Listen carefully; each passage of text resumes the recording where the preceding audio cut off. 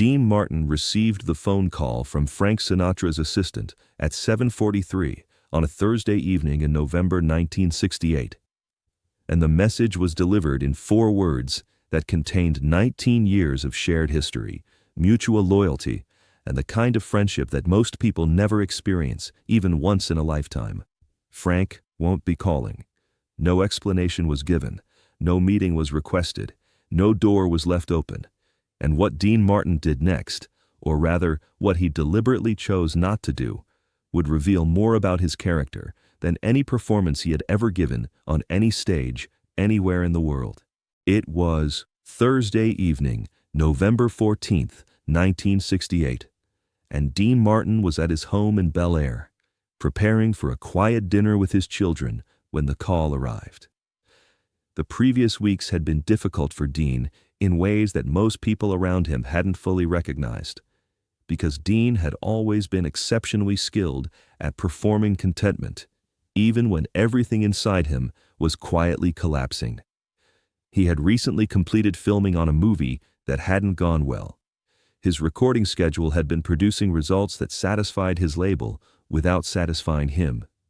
And the general cultural upheaval of the late 1960s had created a professional landscape that felt increasingly foreign to a man whose artistic sensibilities had been formed in the intimate nightclub culture of the 1940s and 1950s.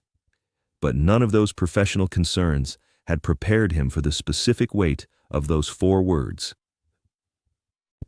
The friendship between Dean Martin and Frank Sinatra had begun in 1949 in the backstage corridor of a New York performance venue where both men were working the same bill, and Frank had introduced himself with the easy authority of someone who understood exactly how famous he was, and had decided, for reasons that he never fully articulated, that this particular Italian-American singer from Ohio was someone worth knowing. Dean had been performing with Jerry Lewis at the time, and Frank's endorsement of their act had carried practical weight in an industry where Sinatra's opinion functioned as a kind of informal currency that could open doors that otherwise remained permanently closed. The specific moment of connection between them had happened not during a performance or a formal meeting, but during a late-night conversation in a cramped backstage room where both men were waiting for their respective arrangements to be sorted out. Frank had been at the peak of his Columbia Records period, still carrying the extraordinary momentum of his early career, even as the first signs of the commercial difficulties that would nearly destroy him were beginning to appear on the horizon. Dean had been younger, less famous, visibly still in the process of figuring out who he was as a performer and what kind of career he actually wanted. They had talked for nearly 2 hours that first night about music and about growing up Italian-American in cities that didn't particularly care whether you made it or not, about fathers who worked with their hands and mothers who kept everything together, about the specific quality of hunger that comes from wanting something that nobody around you thinks is reasonable to want. Frank had told Dean things that evening that he rarely told anyone, and Dean had responded with the combination of genuine interest and complete discretion that would characterize his behavior throughout their friendship. Frank trusted Dean, partly because Dean was trustworthy, and partly because Dean seemed genuinely indifferent to the social advantages that Frank's friendship could provide. Most people who found themselves in Frank's orbit were there for reasons that Frank understood perfectly well, because Frank was not naive about the transactional elements of a social world. Dean didn't need Frank's connections. Dean didn't need Frank's approval. Dean had his own career, his own audience, and his own internal compass that didn't require external validation to maintain its accuracy. This indifference to social advantage was one of the rarest qualities Frank had ever encountered in a professional relationship, and it made him trust Dean in ways that he trusted almost nobody else. What developed over the following years was something more complicated and more genuine than a professional alliance, though it was certainly that as well. Dean and Frank understood each other in ways that their other friendships, however warm, never quite matched. Both men had grown up in working-class Italian-American households in unglamorous industrial cities. Both had reached fame through talent and determination, rather than through inherited advantages. And both carried the particular psychological formation of immigrant families, in which love was expressed through action, rather than declaration, in which silence was a legitimate emotional language, and in which showing vulnerability was considered a kind of weakness that thoughtful people avoided imposing on others.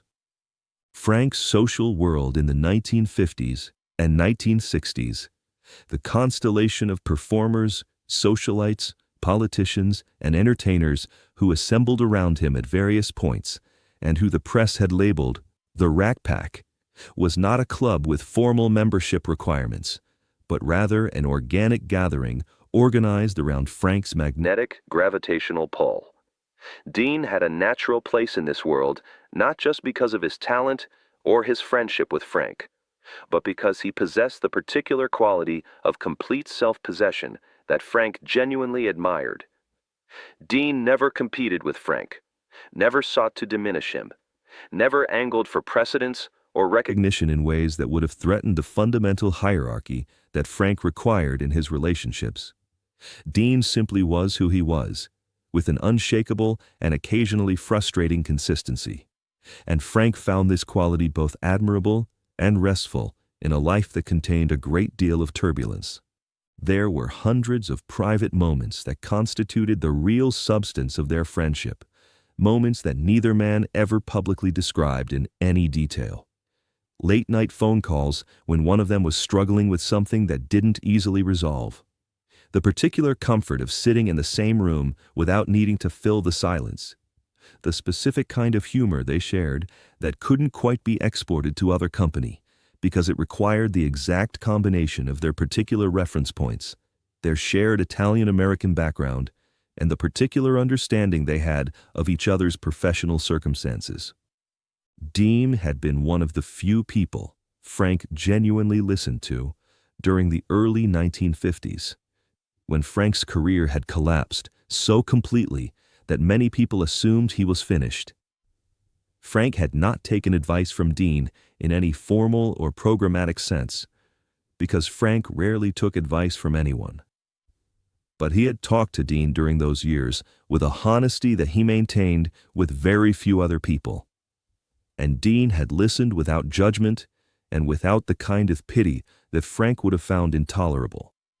And when Frank's career revived with the Capitol Records era, and ultimately with From Here to Eternity, some part of Frank's recovery had been sustained by knowing that Dean was there and was watching and was genuinely pleased. The tensions that eventually fractured their friendship had been building for years before November 1968, though neither man had ever directly addressed them, because direct conversation about emotional matters was not how either of them operated. Frank had been going through one of the more turbulent periods of his personal life, a series of professional disappointments and personal conflicts that had left him unusually raw and reactive, even by his own volatile standards. Frank was not someone who aged gracefully into equanimity. He had always required loyalty of a particular and demanding kind from the people around him, a loyalty that involved not just support during difficulty, but active participation in his emotional reality, sharing his grievances, validating his perceptions, maintaining the specific kind of constant availability that Frank confused with genuine friendship. Dean, by temperament and by deliberate philosophical choice, was incapable of providing this. It was not that Dean didn't care about Frank's difficulties. It was that Dean had a deep constitutional resistance to what he considered unnecessary suffering, and an equally deep resistance to the idea that friendship required you to amplify someone else's grievances in order to prove your loyalty. Dean's approach to difficulty of all kinds was to maintain perspective, to remind himself and those around him that most things ultimately mattered less than they seemed to in the moment, and to protect his own emotional equilibrium with the same focused attention he gave to his professional commitments. Frank experienced this quality as insufficient loyalty, rather than as the particular form of care that it actually was. The specific incident that triggered Frank's withdrawal from the friendship was never publicly disclosed, which was itself a reflection of Dean's character. Frank had apparently expected Dean's active support in a dispute with a powerful entertainment industry figure, a dispute that involved both professional territory and personal dignity. Dean had declined to take sides, had expressed his view that the situation was more complicated than Frank's framing of it suggested, and had said something along the lines that both parties probably needed to find a way to live with a situation that neither of them could fully control. This measured, even-handed perspective, which from Dean's point of view was simply an honest assessment of a complicated situation, struck Frank as an act of betrayal. In Frank's emotional arithmetic, neutrality in a conflict that involved Frank was a form of opposition. If you weren't entirely with him, you were functionally against him. And 19 years of shared history was apparently insufficient protection against the consequences of this emotional logic. Frank's assistant delivered the message. Frank won't be calling. What Dean did with this information, or rather, what he chose not to do with it, was the extraordinary thing. He didn't call Frank to demand an explanation. He didn't reach out to mutual friends to understand what had gone wrong, or to lobby for reconciliation. He didn't speak about the situation to journalists, which would have been both natural and understandable, given that the end of the Sinatra-Martin friendship was exactly the kind of story that entertainment reporters spent entire careers hoping to stumble upon. He didn't process his feelings by confiding in other members of his social world, which would have drawn those people into a conflict that he had no interest in enlarging. He said nothing, not that week, not that month, not in the years that followed. The people closest to Dean in the late 1960s and 1970s noted a change that they struggled to characterize precisely. Dean had always been a man who existed at a certain emotional remove from the people around him, warmly present in social situations, but fundamentally private, in ways that most people either didn't notice or chose to respect. After November 1968, the remove seemed to deepen slightly, as if he had relocated one room further from the windows that looked out on the world. He performed as brilliantly as ever. He was as generous and funny and charming in company as he had always been. But there was a quality of settled solitude about him that hadn't quite been there before, a sense that he had made his peace with something and had no particular interest in revisiting it. What Dean understood, and what took the people around him years to fully perceive, was that the loss of Frank's friendship was only one part of a larger reckoning he was conducting with himself, about the nature of his life and the ways in which he had organized his emotional world. Dean had always been someone who kept his closest relationships at a specific temperature, warm but not burning, present but not consuming, and Frank's withdrawal had confirmed something that Dean had perhaps known for a long time, without quite letting himself acknowledge it directly. That the most intense human connections carry within them the seed of their own rupture, and that the men and women who protect themselves most carefully from loss are sometimes the ones who end up most profoundly alone. He was not bitter about this.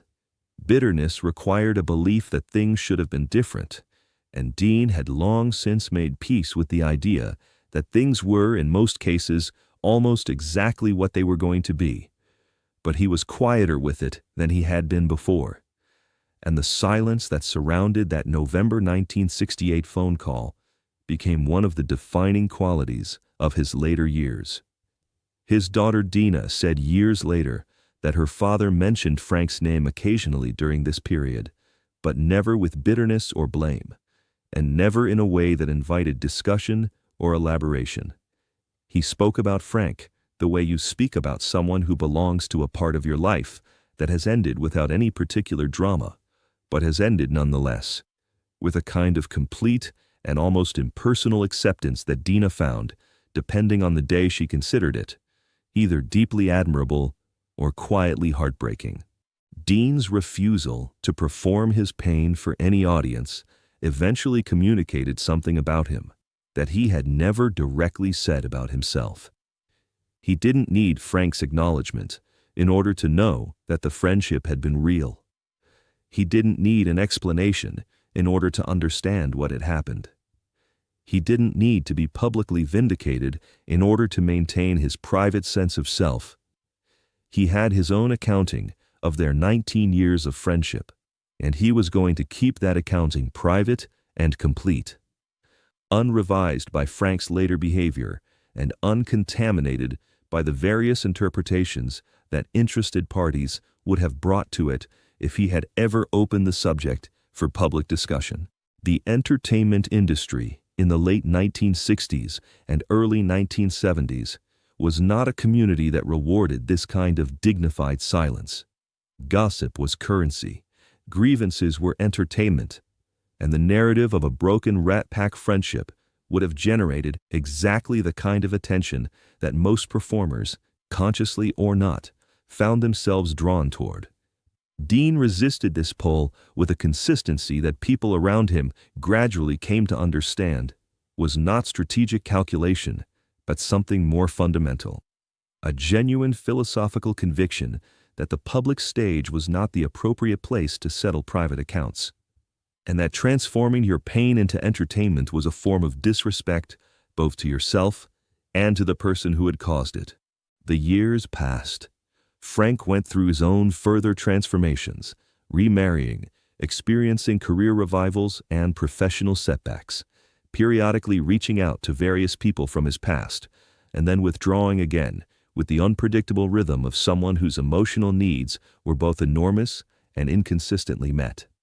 Frank and Dean appeared on the same stages and at the same events on a number of occasions during the 1970s and early 1980s, and they were professionally cordial in these encounters in ways that would have allowed someone who didn't know their history to assume that the friendship was intact. Dean knew that it wasn't, and he had long since made his peace with that knowledge. The Together Again tour of 1988, when Dean and Frank and Sammy Davis Jr. briefly reunited for what was supposed to be a triumphant revival of the Rat Pack spirit, lasted only a few months before Dean withdrew. The official explanation involved health concerns, which were genuine and which Dean had been experiencing with increasing frequency. But people who understood Dean well believed that the tour had also confirmed something Dean had understood for 20 years, that the particular things he and Frank had once had together existed in a specific period of both their lives and could not be recreated in a different one, and that pretending otherwise served neither of them. The dynamics during those months on tour had been instructive to everyone who observed them closely. Frank's behavior toward Dean alternated between the warmth of the old days and a subtle but persistent condescension that reflected years of unprocessed grievance, as if Frank needed to establish something about the nature of their current relationship before he could fully commit to the performance of the old friendship. Dean, who noticed everything and said almost nothing, had found the experience increasingly difficult, not because of any specific incident, but because of the accumulated weight of pretending that everything was the same when everything was demonstrably different. He withdrew from the tour without drama, returned to Bel Air, and resumed the quiet rhythm of his later years. Those who visited him during this period found a man who had shed many of the social obligations that had structured his public life, and who seemed, within the limitations of his genuine physical decline, genuinely settled. He was not happy, in the simple sense, because the losses of his later years were real and heavy. But he possessed something that many people who watched his public decline found difficult to understand. He was, in some fundamental way, at peace with the shape of his own life, including its losses and including the specific and permanent loss of what he and Frank had once shared. Frank Sinatra, by most accounts, was not at peace with the same things. Frank's later years were marked by a restlessness and a need for validation that even his most devoted supporters found difficult to fully satisfy. Dean Martin died in December 1995, and the public statements that followed from various quarters included several expressions of grief and loss from people who had known him at different points in his life and career. Frank, who was by then in the early stages of the cognitive decline that would claim him 3 years later, reportedly sat quietly when he received the news, and those who were present with him said that what crossed his face in that long, wordless moment was something he made no attempt to describe or explain to anyone in the room. There was nothing left to be explained, and perhaps nothing that could have been explained even if he had tried. There had been 19 years of genuine friendship, and then there had been almost 3 decades of something else entirely.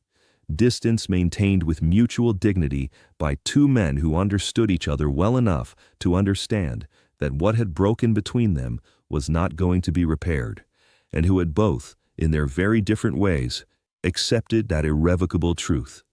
Dean had never told anyone the full story of what had happened between them. He had accepted the silence that Frank imposed, and had answered it with a deliberate and considered silence of his own. And between those 2 silences lay the true and complicated record of one of the most significant personal friendships in the entire history of American entertainment. The complete truth of it died with Dean, exactly as Dean had always intended, because Dean Martin understood something that very few people who live their lives inside the public eye ever fully come to understand: that the most important things don't need an audience, and that the deepest loyalty you can show to someone who was once important to you is to refuse to make a story out of what broke between you. If this story of broken friendship, silent dignity, and what it truly means to protect someone who hurt you moved you, make sure to subscribe and hit that like button. Share this with anyone who understands that sometimes the most powerful thing you can do is choose not to explain. Have you ever protected someone from a story you could have told? Let us know in the comments, and don't forget to ring that notification bell for more untold stories about the private, emotional lives of the people who built the golden age of American entertainment.